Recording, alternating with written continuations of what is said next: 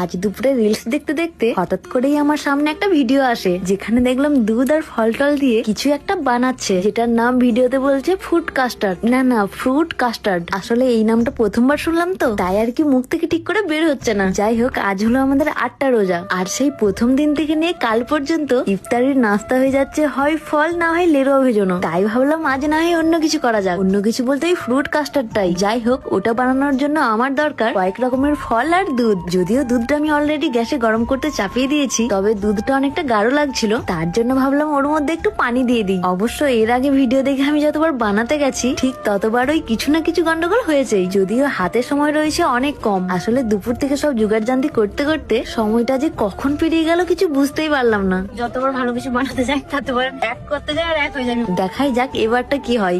ভাই কার্য করতে হবে, কিন্তু আজকে হাতে কিন্তু বেশি সময় নেই। কটা বাজবে, কটা ঘড়িটাও খারাপ। যদিও আজ আমার হেল্পার হয়েছে আমার ভাই। যেমন